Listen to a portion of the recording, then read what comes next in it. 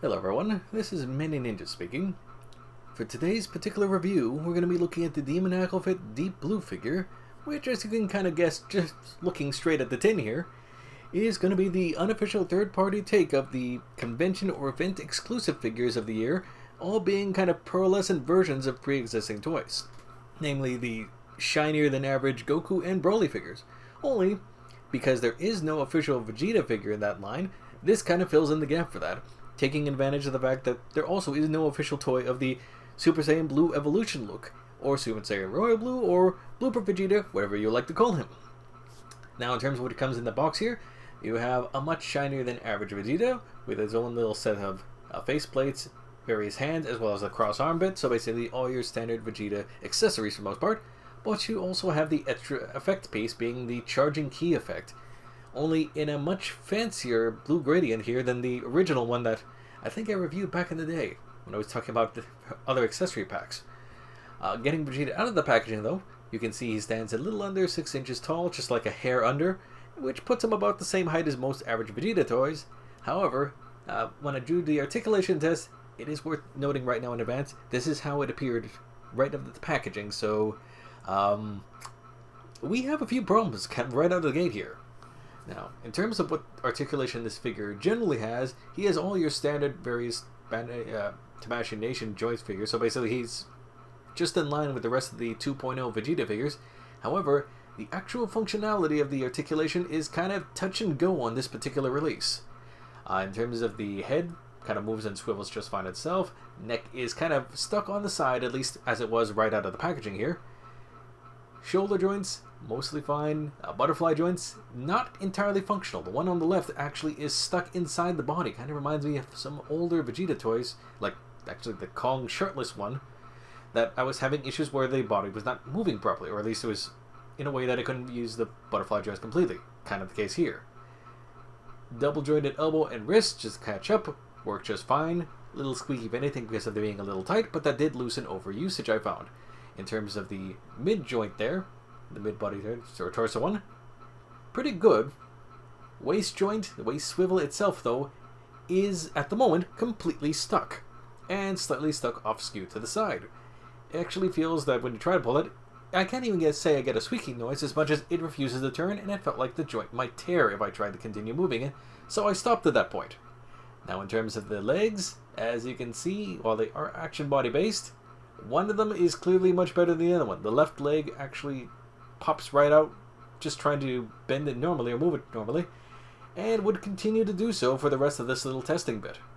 Also, the action body hip bit, in terms of the inside of the leg, on that very same leg that keeps popping out, is extremely stiff. I won't say stuck, but it is very much not moving like suppose there's not a fluid motion. I think in this case the joint itself doesn't have enough clearance to operate properly, which is also the same thing for the hip swivel or the leg swivel right on top there. On that particular leg, it actually refuses to move whatsoever. Moving on to the knees though, double jointed knees, which is entirely standard. Ankles, they are functional, feel a little loose if anything, and kind of stick out like a sore thumb in this case. However, the ankles themselves are still functional. I wish I could say the same about the toes though. You can get them to bend, but you kind of have to use extreme force. Therefore, I don't exactly recommend using too much. At least, hopefully on yours, it might be a little more complete if you decide to order this one out. But in my case, it was very much not working. All in all, it's worth noting that this is actually also the first time they use this particular bulk. They, up to this point, Demoniacal Fit has not released a Vegeta with the Saiyan armor, so I guess this might be kind of a case of first factory run blues. Pardon the pun. Now, as you can kind of see, just added footage here, I'm literally dipping this thing in some very hot water in order to try to loosen things up a bit, and when I managed to get it out, I did happen to get a little bit extra motion, like as you can see, the hip joint did manage to get a little extra movement, but as you can see, it is still extremely tight. Basically, you have no wiggle room to work with, and even after this footage, where you see me moving it around a bit, it basically seized up right away again anyway, as soon as it kind of cooled down and went back to its original shape. Also, looking at the butterfly joints, they are extremely rough for what you can see on there. I said the plastic itself was incredibly scratched up looking. I'm not sure if that's just a casting issue in this particular case, or if that's something that is regularly run, but it is worth noting that for something that's supposed to be a fresh release, some of these parts are looking a little rough. Also, even though you might have noticed the arm itself popped off pretty easy, that is perfectly fine because after all, that arm is meant to kind of switch out because of the crossed arm bits, the crossed forearms for Vegeta, so that's not exactly the biggest problem here. If I might break into a mini editorial right in the video here, it's kind of weird just how many of these different quality control issues seem to keep popping up in a bunch of these figures as of late.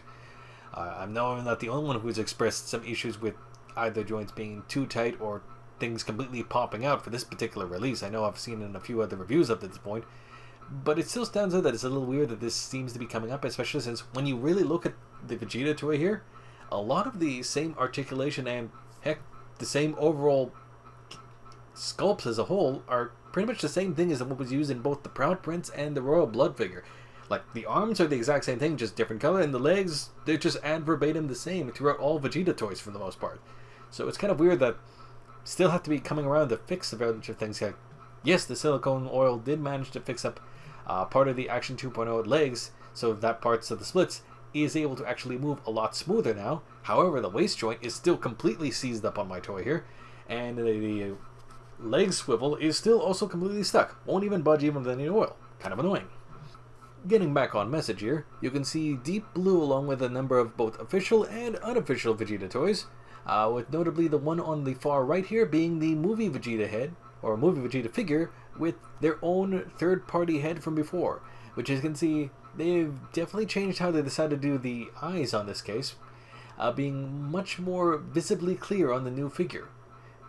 Moving on to the accessories, as you can kind of take a look at the various faces here, Vegeta comes with 3 different expressions, that grimacing thing, a more of a yelling expression here, as well as the smirk that always ends poorly, because this is a Vegeta figure and you have to have that on there. In terms of how the face swapping goes, incredibly easy. Frankly, all the faces do swap in and out very well, and they fit on there very flush.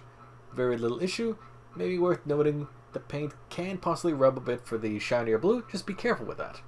Moving on to the hands, you'll forgive me if I don't give you a full overall explanation on all of them, although it's worth noting that this particular one only comes with Majin Vegeta normally.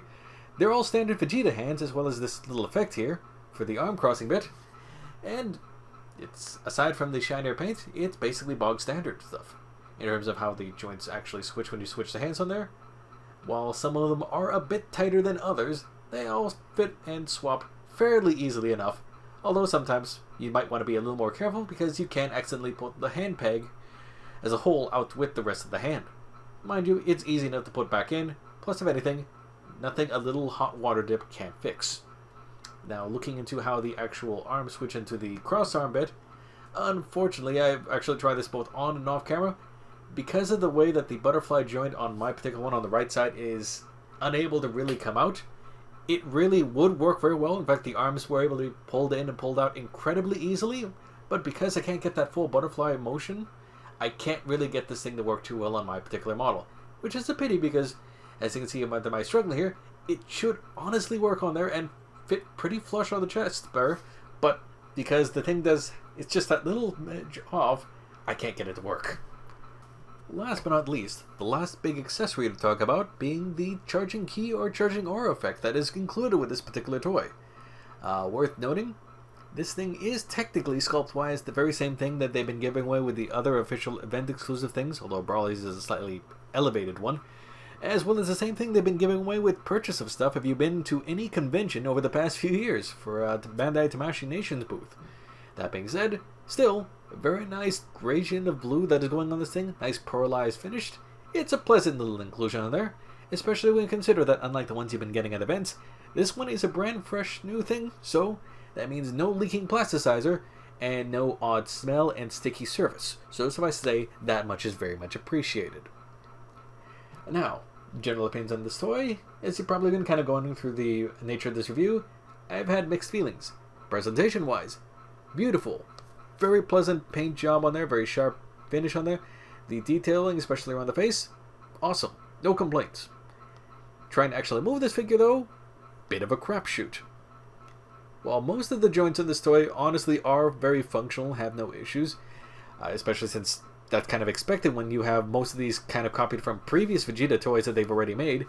The fact that we're hitting the odds and ends around the butterfly joints and the waist tip, still very strange. Mind you, would I consider this all a deal breaker? Not necessarily. With the exception of those two aforementioned ones, everything else I mentioned as an issue before, I could fix within 5 minutes or less. A little hot water, a little silicone oil, or maybe a little something different if you have a looser joint. Done in virtually no time. Now, should you have to be doing that for something that you purchased that is roughly the same as a retail release? Not necessarily. Mind you, been having a few issues with that with the official toys as well, so I guess you can sort of complain for some of it that is equal to now the official products. Take that comment as you will. Hopefully, though, this has been of some use to some of you out there, and we can hopefully be joining back for what'll be the next video. I promise will be a bootleg breakdown, so stay tuned for that. For now, thanks for watching. Catch you all later.